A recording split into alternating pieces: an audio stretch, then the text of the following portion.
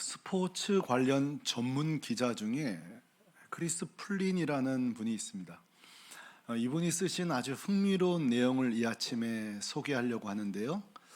기사 내용을 이렇게 한국말로 번역하면 이쯤 되는 것 같아요. 감독으로 성공하지 못한 14명의 레전드 스타 선수들이라는 기사예요. 한번 여러분 검색하시면 풀 내용을 다 볼 수 있으실 거예요. 자, 요약하면 이 기사 내용은 그런 거예요. 그토록 잘하는 스포츠 선수가 막상 감독이 되었을 때에는 왜 성공하지 못하느냐는 거예요. 그러니까 스타였으면 감독도 잘할 것 같잖아요. 근데 그러지 못하더라는 거예요. 14가지 이유가 나오는데 한 3가지 좀 소개할까 싶어요. 이것이에요. 첫 번째는 좋은 선수가 모두 좋은 교사는 아니더라는 거예요. 그러니까 나는 잘하는데 가르치는 거는 잘 안 되는 거예요. 천재 물리학자 뉴턴이 그랬다네요. 자기는 최고로 연구하는데 제자들에게 이렇게 가르치지는 잘 못했다고 해요. 그러니까 뉴턴은 감독해야 돼요? 안 해야 돼요? 못해요. 두 번째 이유가 있습니다. 실패를 해본 적이 없기 때문에 실패한 자를 이해해요? 못해요? 못하는 거예요. 난 늘 잘해왔기 때문에 못하는 선수가 이해가 안 되는 거예요. 여러분, 그 작곡가 모차르트가 못하는 악기가 없었대요. 피아노, 바이올린, 비올라, 오르간, 챈발로 하여간 못하는 연주가 없어서 이 모차르트 연주하고는 제자들이 막 감탄을 하면 화를 내면서 이걸 왜 못해? 너는 이걸 왜 못해? 그러니까 자기가 잘한다고 남도 된다고 생각하면 돼요, 안 돼요? 안 되는 거예요. 그러니까 모차르트 감독할 수 있어요, 없어요? 못해요. 진짜 말씀드린 것은 이 3번째예요. 뭐냐면 보통 이런 일이 많은데 내가 최고였던 사람은 남의 말 잘 들을까요? 못 들을까요? 뭐 듣는 분도 계시죠. 그러나 많은 경우 내가 최고야 하는 분들은 많은 경우 타인의 의견을 잘 듣지 않습니다. 잘 소통하지 않아요. 대표적인 사람이 토마스 에디슨이 그랬다네요. 토마스 에디슨은 자기 연구 방식만을 그렇게 고집을 했. 내가 옳다. 그러니까 동료나 직원들이 아니 그렇게 하면은 실험 원가를 줄일 수 있습니다. 이렇게 하면 좀 실수를 줄일 수 있습니다. 해도 들어요, 안 들어요? 듣지 않는 거예요. 그러니까 많은 경우 독단적인 실험을 하니까 손실이 많아요, 적어요? 많은 거예요. 그러니까 에디슨도 감독하면 안 돼요. 자, 여러분, 제가 지금 뭘 말씀드리고 있는 걸까요? 교우 여러분, 오늘 제가 나누고 싶은 주제는 바로 이거예요. 따라합시다. 소통과 경청. 잘 듣고, 그렇죠? 잘 상의하는가, 이거예요. 자, 한번 여러분 질문해 보세요. 내 소통 점수는 어떻게 되는가? 나는 잘 듣고 있는가? 저는 설교 준비하다가 제 지난 과거를 떠올려 봤어요. 보니까 제가 제 아내 말 들었다면 막을 수 있는 실수가 많았더라고요. 이 자리를 비롯 제 아내에게 사과를 합니다.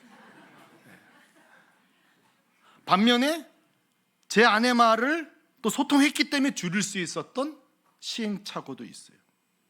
한번 여러분 잘 생각해 보세요. 그 시치미 떼지 말고 우리가 배우자끼리 서로의 말을 조금만 경청했어도 줄일 수 있는 시행착오, 과오들을 얼마든지 막을 수 있었던 일이 참 많아요.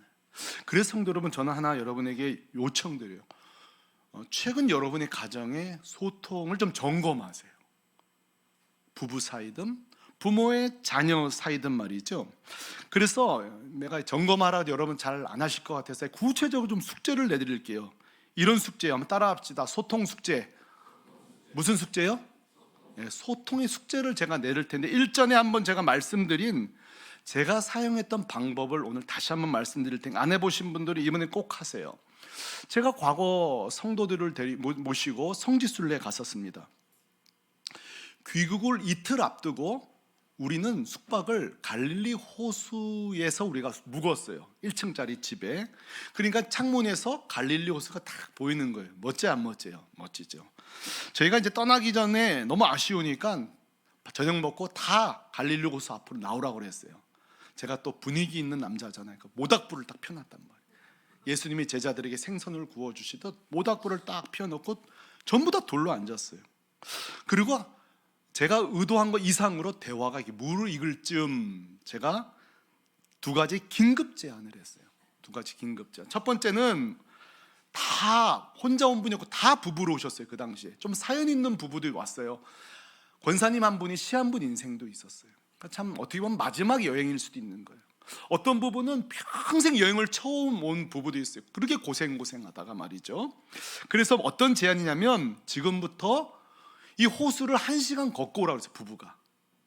그 대신 두 가지 원칙이 있다. 첫째, 가급적 손을 잡고 갖고 와라. 가급적이라는 거 붙인 이유는 꼭 안 잡는 분이 있기 때문에 아예 안 가실까 봐 내가 퇴로를 열어드린 거예요. 가급적 손을 잡고 다녀와라. 걷기. 두 번째로는 이거예요. 1시간 동안 지금까지 살아오면서 배우자끼리 감사한 점을 서로 나누라고 했어요. 자, 손을 잡고 서로 감사함을 나누면서 1시간 걸어갔다가 왔어요. 결과가 어떻게 되었을까요? 우려한 대로 싸우고 온 부부가 있었어요. 우려한 대로 이러는 거예요. 아니 내가 그렇게 잘해줬는데 하나밖에 없냐? 하나라도 감사해야지 이러면서 이제. 근데 이제 대부분이 눈이 퉁퉁 부어왔어요. 서로 그 냉랭했던 부부가 그 서로의 감사, 그 고마움들을 나누면서 성경 보세요. 왜 이들이 1시간 만에 이렇게 눈이 퉁퉁 부어왔을까요? 첫 번째 환경적 요소가 있어요. 갈릴리 호수이기 때문에? 아니면 손을 잡았기 때문에? 뭘까요? 그게 아니에요. 진솔한 소통과 감사의 마음이 서로 전달되었기 때문이에요. 그 다음 날도 제가 또 모닥불을, 제가 이제 신이 나가지고 모닥불을 2배로 피웠어요. 더 크게. 그리고 다 나오라 그랬어요. 오늘은 또 갈릴리 호수를 걸을 텐데 오늘은 둘이 손잡고 앞으로 내가 당신을 위해 어떻게 살지를 나누고 오라고 숙제를 냈었어요. 그리고 또 1시간 동안 다 걸었어요. 그리고 돌아왔어요. 어떻게 되었을까요? 다행히 싸우고 온 분은 없었어요. 두 번째는 또 몇 가정이 눈이 퉁퉁 부어왔어요. 한 권사님이 그러는 거예요. 목사님 내 남편이 무관심한 경상도 남자인 줄 알았는데 이렇게 은퇴 후에 나를 향해 이런 계획을 세우고 있는지 몰랐다는 거예요. 예, 들어보니까 좀 실현 불가능한데 하여튼 많이 말한 것 같아요. 어쨌든 굉장히 실현 불가능해 보이는데 어쨌든 내 남편이 이렇게 나를 위해서 이런 계획을 세우고 있는지 몰랐다. 어쨌든 감동을 받은 거였어요. 자, 성도 여러분, 지금 무슨 일이 그 호수에서 벌어진 거죠? 갈릴리 그 호수에서 소통이 이루어진 거예요.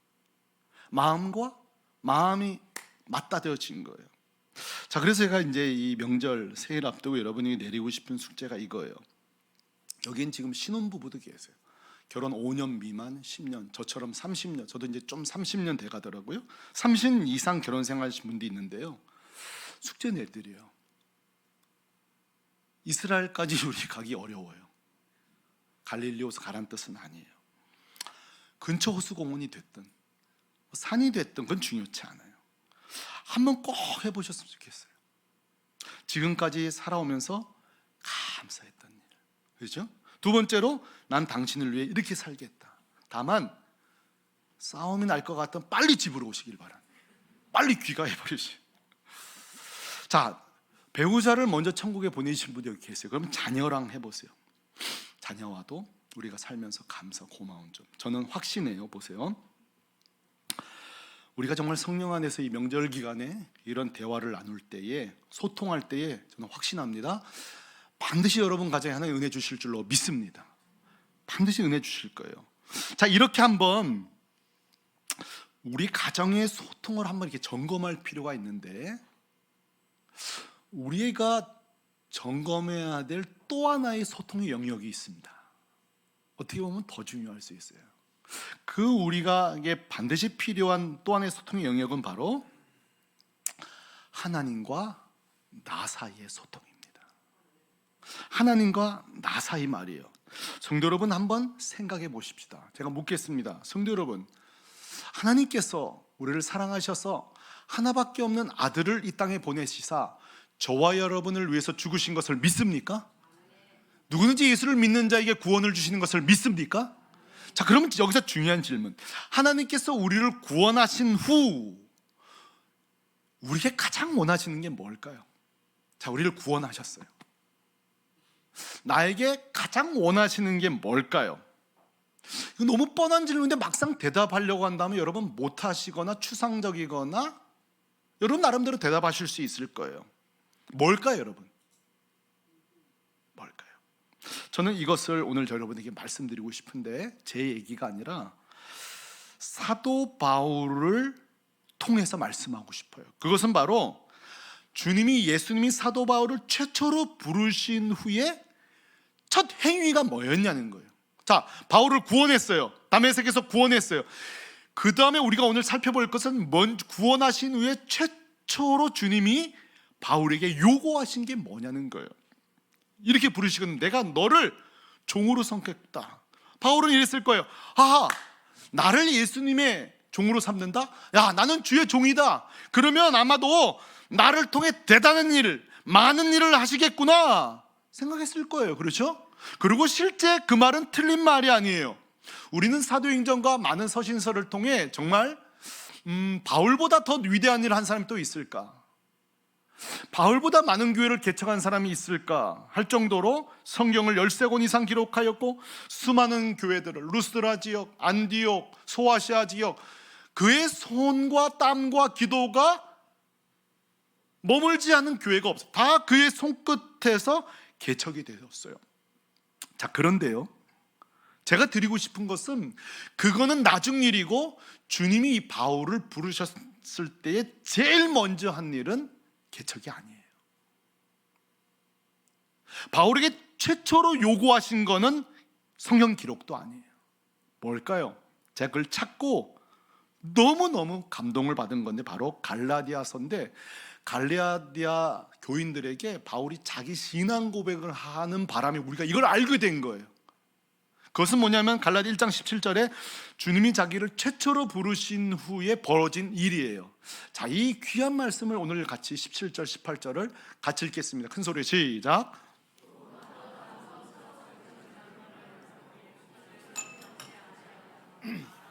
갔다가 다시 다메섹으로 돌아갔노라. 그 후 3년 만에 내가 게바를 방문하려고 예루살렘에 올라가서 그와 함께 15일을 머무는 동안. 아멘. 잠깐만 말씀을 띄워주세요. 우리에게 잘 알려지지 않는 바울의 3년을 지금 보려고 하던 거예요.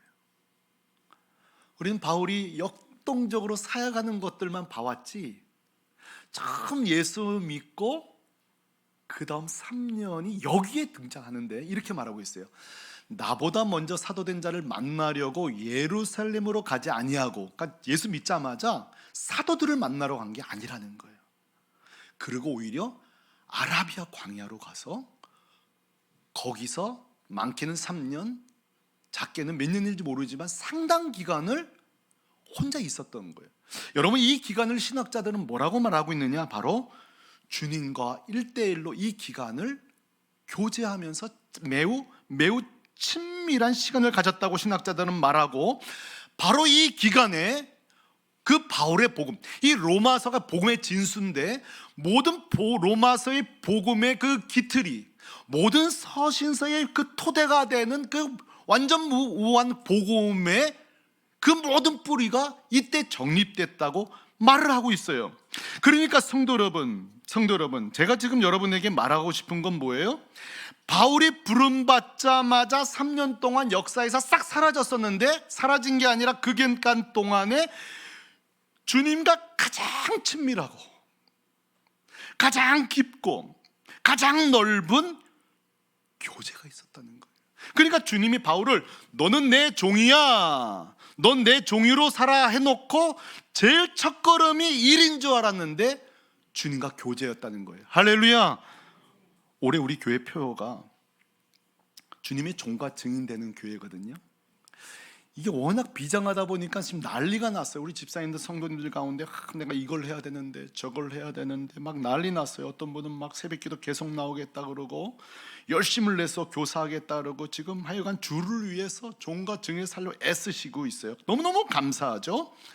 그러나 저는 오늘 주님의 방법대로 여러분에게 요청하겠습니다. 요청드릴 게 있어요. 여러분이 교사를 하고 선교회장을 하고 뭐라고 다 좋아요. 그러나 가장 먼저 주님이 여러분이 원하시는 게 있습니다. 그것은 바로 2025년 먼저 일보다 주님과 친밀하게 교제하는 종으로 출발하시기를 예수님의 이름으로 부탁드립니다.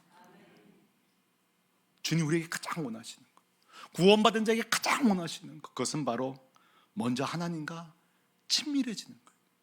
주님과 깊은 교제의 삶이에요. 그래서므로 성도 여러분, 이 교회 담임 목사님 이정철 목사가 성경을 이해하고 깨달은 종의 개념, 이 주의 종의 1원칙은 뭐냐? 1이 아니라 주님을 교제하는 것입니다. 그분의 뜻을 알아가는 것입니다. 그러는 가운데 그의 마음을 헤아리는 것입니다. 그거예요.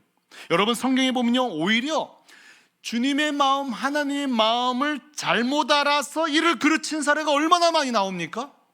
오히려 주의 뜻을 알지 못하는 우리의 열심이 하나님의 이 구속의 역사를 어그러뜨린 사건이 성경에 굉장히 많아요. 다 설명할 수 없을 정도로 말이죠. 그러므로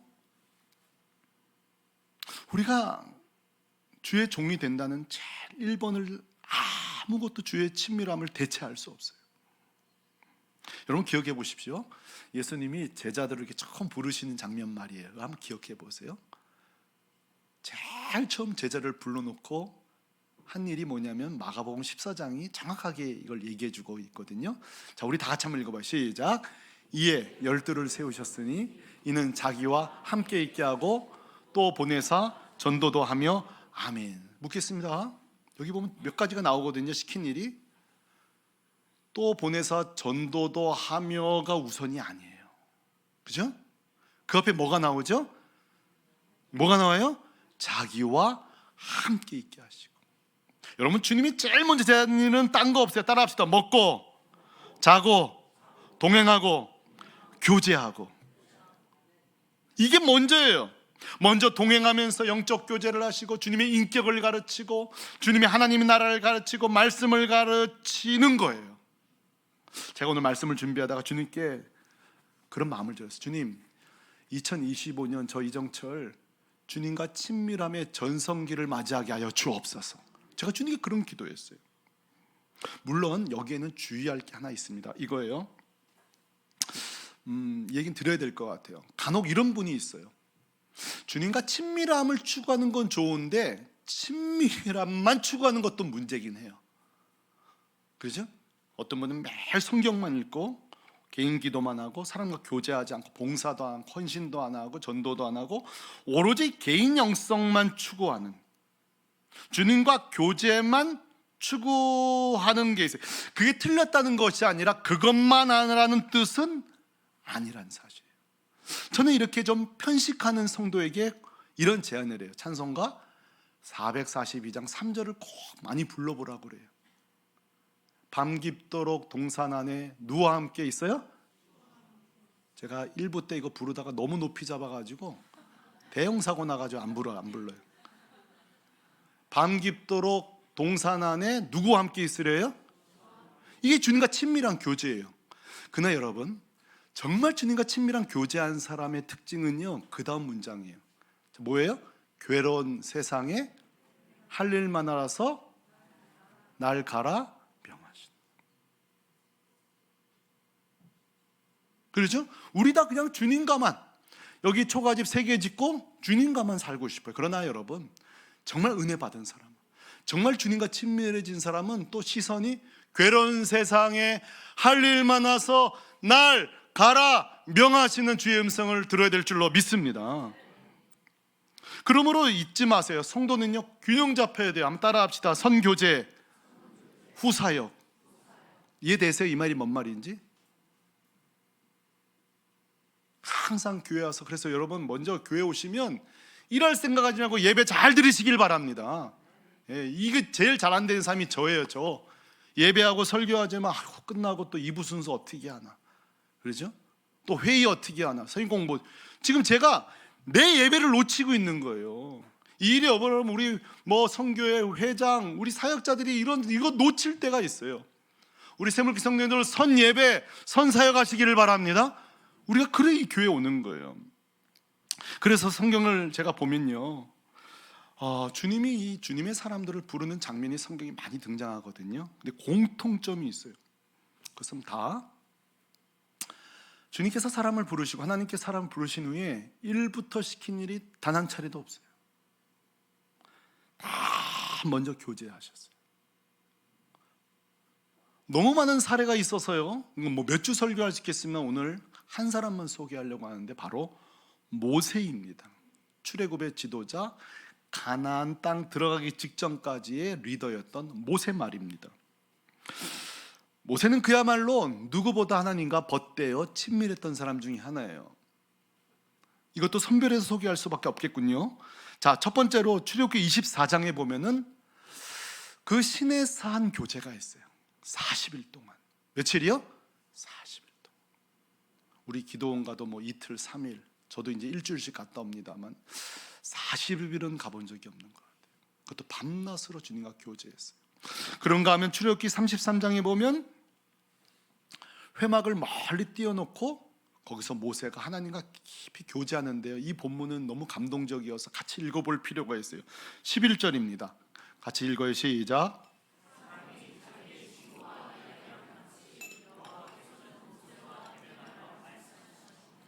아멘. 여러분 너무 감동적이지 않아요?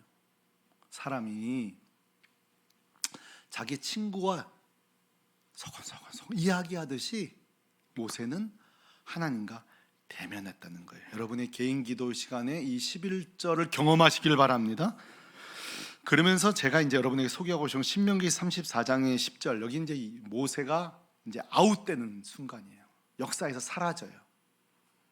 그러면서 성경은 이 모세라는 인물을 이렇게 마지막 한 문장으로 그를 역사에서 마지막 소개하고 사라지게 만듭니다.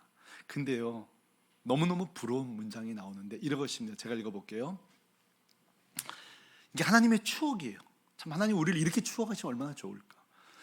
그 후에는 이스라엘의 누구와 같은?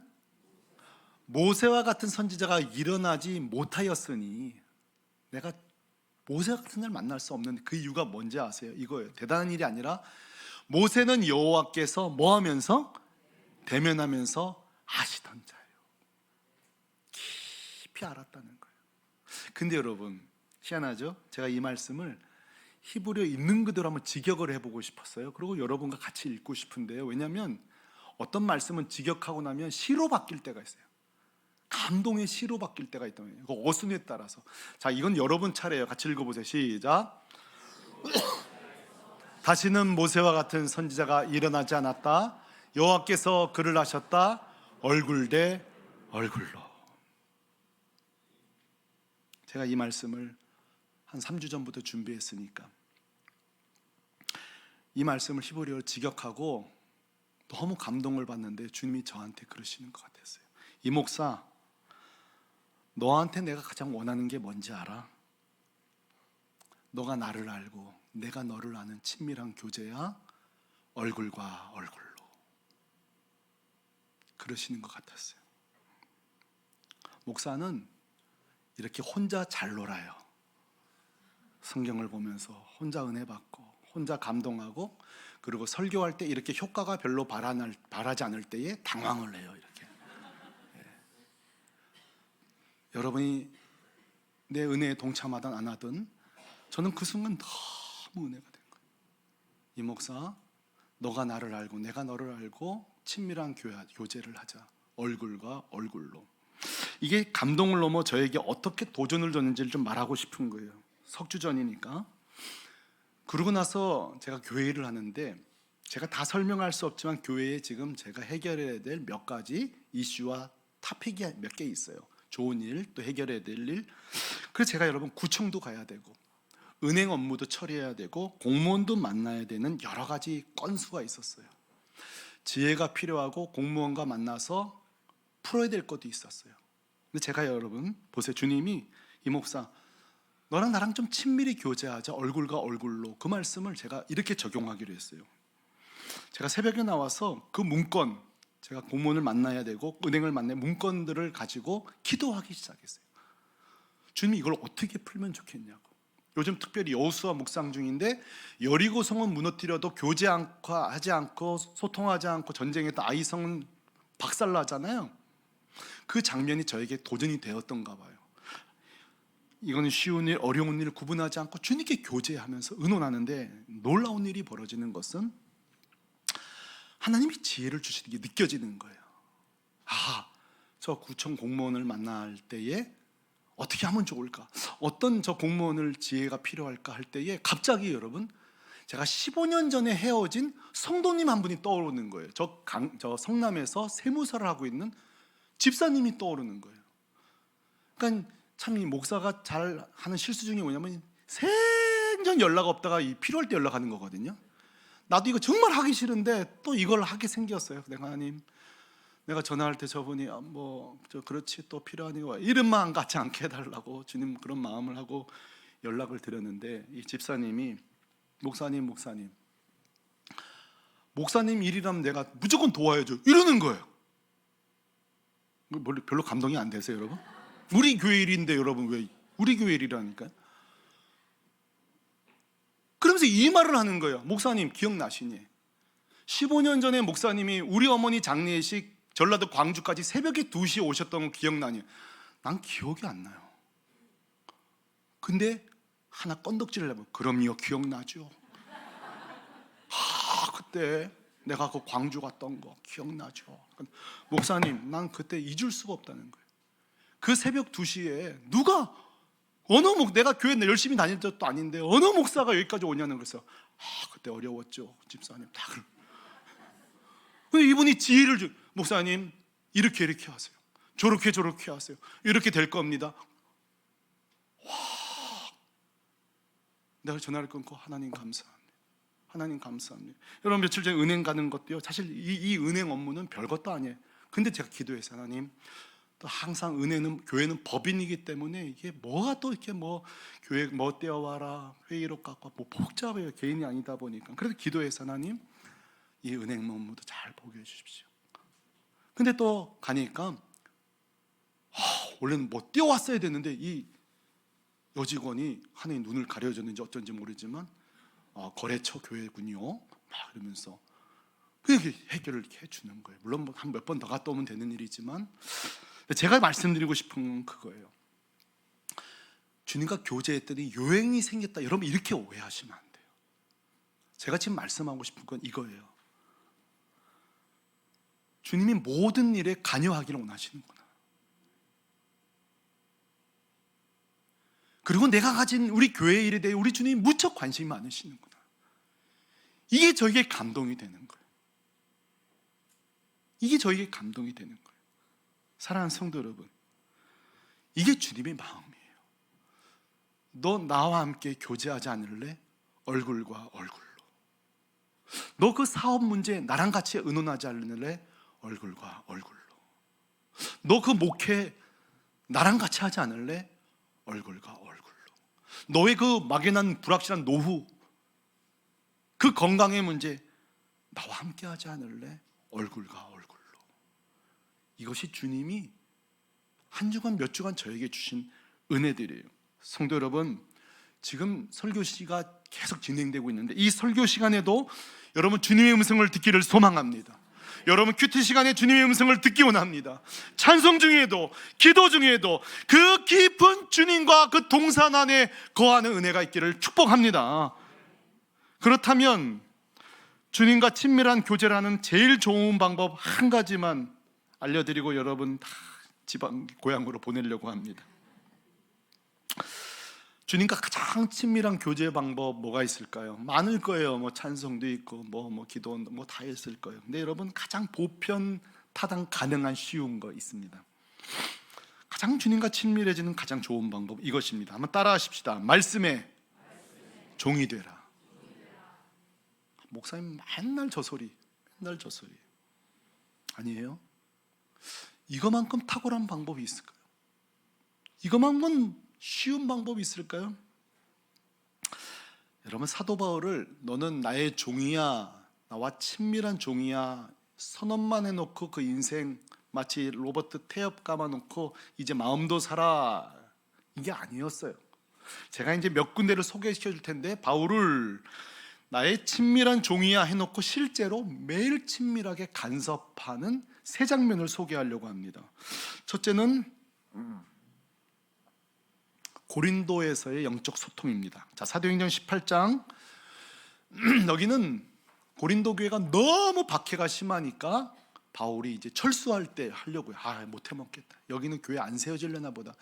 근데 여러분, 주님의 생각은 좀 달랐어요. 자, 9절 어떤 일이 벌어진지 보십시다. 9절 10절 시작.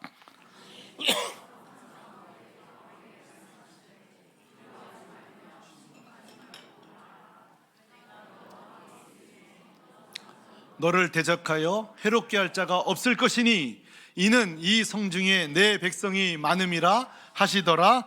아멘. 성도 여러분, 저 말씀 안 들었으면 고린도 교회는 안 세워졌을지 몰라요. 물론 주님은 더 어떤 말 하셨겠지만 논리적으로는 그렇습니다. 그 고린도 지역을 떠나려는 그 밤에 주께서 바울에게 뭐 하세요? 말씀하시되 뭐예요? 두려워하지 말거라. 너는 핍박자밖에 안 보이지 내 눈에는 내 백성들밖에 안 보이는데, 할렐루야. 이 말 듣고 1년 6개월 18개월을 세우면서 교회를 그곳에 세운 거예요. 그런가 하면 풍랑 속에서도 주님은 찾아오신 적이 있습니다. 사도행전 27장 23절에 보면은 유리굴라라는 큰 풍랑을 만납니다. 정말 배가 박살날 지경이에요. 근데 바울이요, 선장과 선원들과 모든 그 죄수들에게 담대하게 이야기해요. 그 이유가 뭔지 아세요? 하나님께서 전날 작업을 다 해놓으신 그 영혼을. 자, 저 귀한 말씀 같이 읽습니다. 시작. 내가 속한 바 곧 내가 섬기는 하나님의 사자가 어젯밤에 내 곁에 서서 말하되, 바울아 두려워하지 말라. 내가 가이사 앞에 서야 하겠고 또 하나님께서 너와 함께 행한 자를 다 내게 주셨다 하였으니 아멘. 할렐루야. 할렐루야. 여러분, 주님이 뭘 하셨어요? 이 전날 밤에 사도 바울 가운데 오셔서 말씀하신 거예요. 그러니까 주의 종은 뭐예요? 결국 말씀의 종이에요. 주님의 말씀의 종이에요. 성도 여러분, 주의 종은 바로 주님보다 앞서지 않고 주님 음성 따라가는 자입니다. 믿습니까? 그러면 주님의 음성을 우리는 어떻게 듣습니까? 바로 이 친밀한 주의 종이 되고, 교제의 종이 되고, 말씀의 종이 될 때의 음성은 공급되어지는 거예요. 내 상상력으로, 내 지혜로 음성을 고안하는 게 아니에요. 샘물교회를 다니시는 분들 하나도 빠짐없이 2025년 말씀의 종이 되시길 바랍니다. 교제의 종이 되시길 바랍니다. 매일매일 큐티하는 자들이 되시길 바라요. 그래서 그런 자의 특징은 말씀 보다가 주님이 또 가라고 하시는구나, 가고, 주님 멈춰라 하시구나, 멈추고, 막으시는 은혜, 열어주시는 은혜.